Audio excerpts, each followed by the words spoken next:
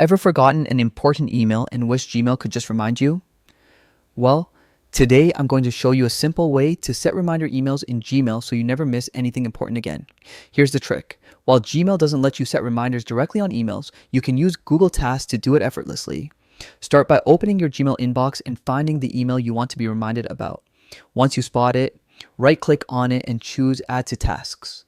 This creates a task linked to that email, so you can easily find it later without digging through your inbox. After adding the email to your tasks, a panel appears on the right side of your screen. Look for the little calendar icon and click it. Here, you can select the date when you want to be reminded. Pick the date that works for you and hit Done. You can also add extra details about the email in the task panel, like notes or instructions, so you'll remember why it's important when the reminder pops up. And that's it. Your reminder is now set, and Gmail will help you stay on top of your emails without any stress. Using this method keeps your inbox organized, your tasks on track, and your productivity high. Give it a try today and see how much easier managing your emails can be. Thanks for watching, and I'll see you in the next tutorial.